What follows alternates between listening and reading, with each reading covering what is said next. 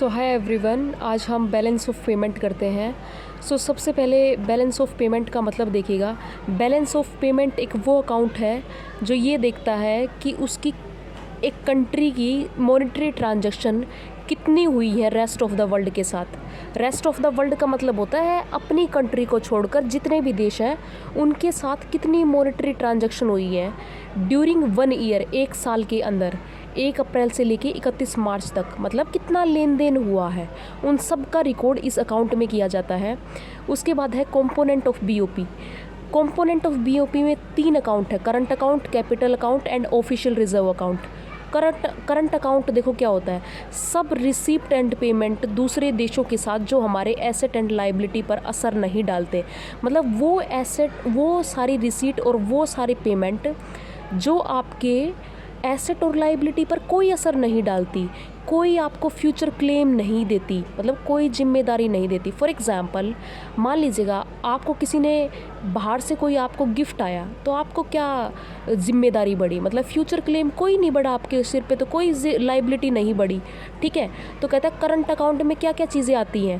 पहली चीज़ है import and export of goods, कि जितने भी आपने बाहर से इंपोर्ट किया है और जितना भी आपने बाहर एक्सपोर्ट किया उस सब का रिकॉर्ड करंट अकाउंट में होता है। और इसको क्या कहते हैं, import and export of goods को हम विजिबल ट्रेड भी कहते हैं और इसी को हम ट्रेड बैलेंस भी कहते हैं, ये याद रखना। और मान लीजिएगा अगर आपका इंपोर्ट ज़्यादा हो जाए और एक्सपोर्ट आपका कम है तो इसी को हम क्या कह देंगे, ट्रेड डेफिसिट। और आपका एक्सपोर्ट ज़्यादा है और इंपोर्ट कम है, मतलब आपको पैसा ज़्यादा रिसीव हो रहा है एज़ कम्पेयर टू जितना आपने पे किया है, उसी को हम क्या कह देंगे, ट्रेड सरप्लस। ठीक है, अभी आगे देखो कि आपका दूसरी चीज़ क्या आती है करंट अकाउंट में, export and import of services, कि जो भी आपने सर्विसेज ली हैं बाहर से या जो भी आपने सर्विसेज दी हैं, तो सर्विसेज कभी भी बॉर्डर क्रॉस करते हुए थोड़ी दिखाई देती हैं। ठीक है, तो इसको हम क्या कहते हैं, इनविजिबल ट्रेड, जो आपको दिखाई नहीं देता। फॉर एग्जांपल आपने हेड मसाज करवाई है, तो मतलब आपने कहा कि मुझे बहुत मज़ा आया, किसी ने कहा कि दिखाओ कैसा मज़ा आया, तो आप दिखा थोड़ी सकते हो उसको। तो ये क्या है, आपका इनविजिबल ट्रेड है। 2 टाइप की सर्विसेज होती हैं, एक होती है फैक्टर सर्विसेज, एक होती है non factor services. Factor services में 2 बातें आती हैं, कहते हैं फैक्टर इनकम।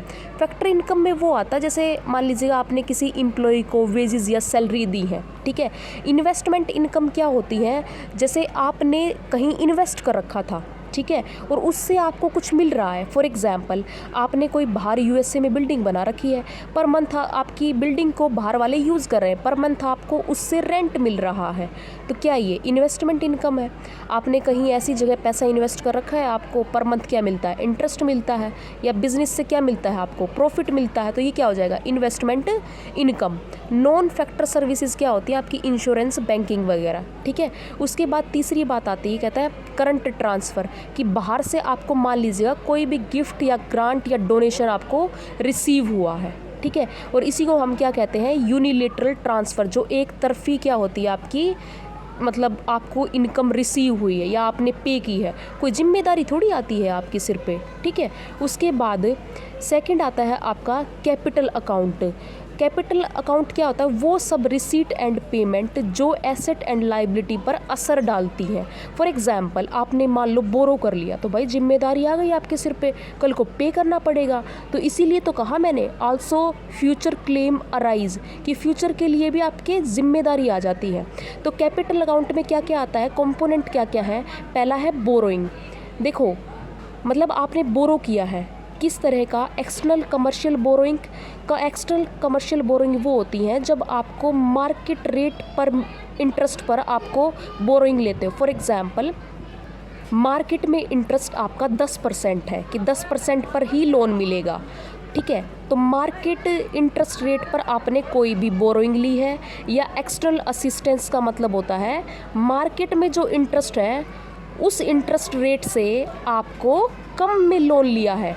मतलब फॉर एग्जांपल 10 मार्केट में इंटरेस्ट रेट चल रही है, आपको कितने में मिला है, 7 पे, मतलब कंसेशनल रेट पे पैसा मिले। ठीक है, और याद रखना जो भी आपकी रिसीट होती है ना, वो क्रेडिट साइड लिखी जाएंगी बीओपी में। किस साइड, क्रेडिट साइड। तो बोरोइंग किया तो पैसा मिला ना, तो क्रेडिट साइड आ जाएगा।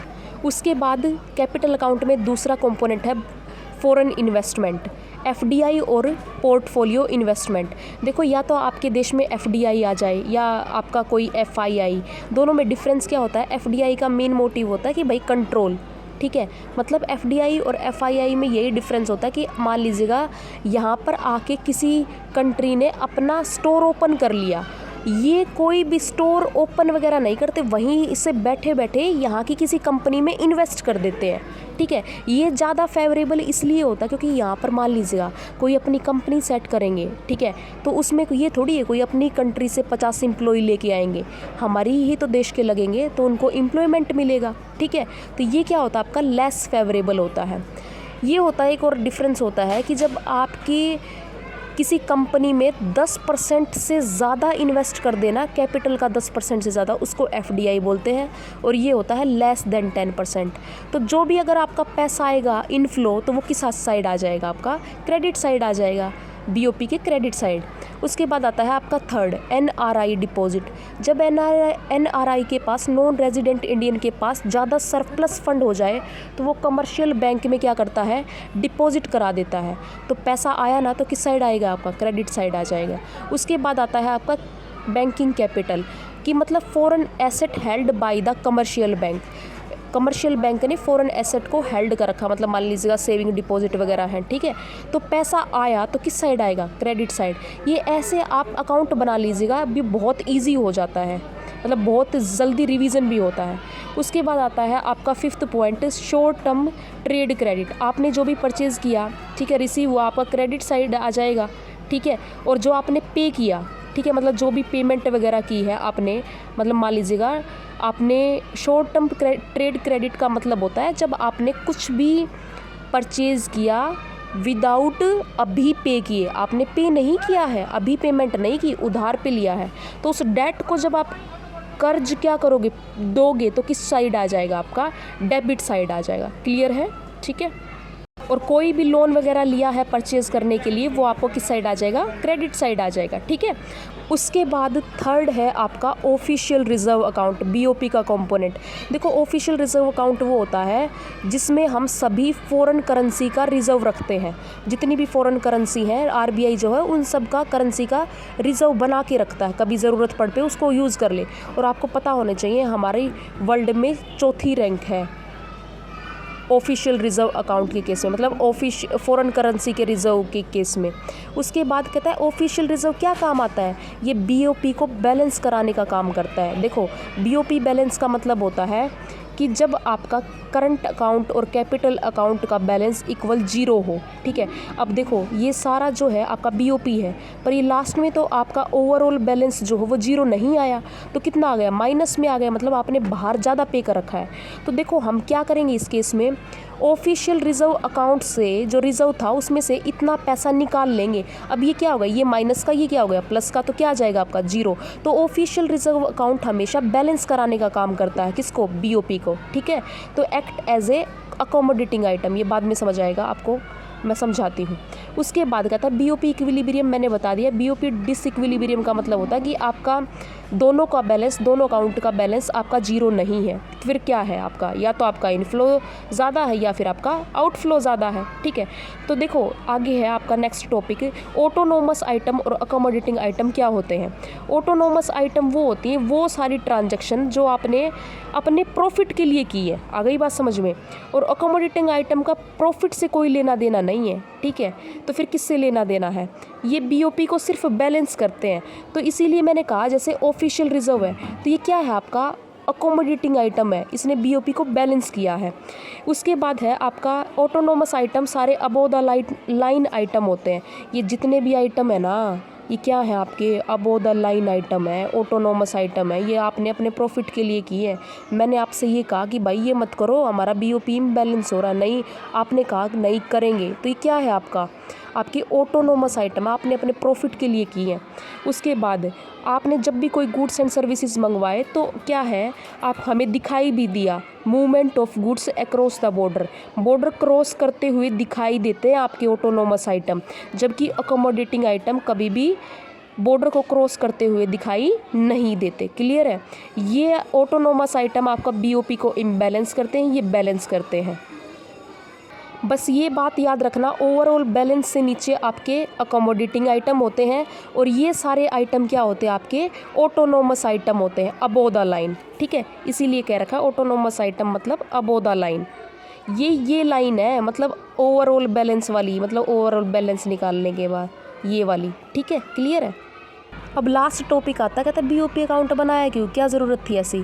तो कहता है भाई हमें financial status of domestic economy का पता लग जाता है, हमारी इकोनॉमी का कि क्या फाइनेंशियल स्टेटस है, कितना बाहर से लिया है, कितना दिया है। उसके बाद कहता है net factor income from abroad, मतलब बाहर से फैक्टर इनकम कितनी आई है और कितनी हमने पे की, उसका पता लग जाता है।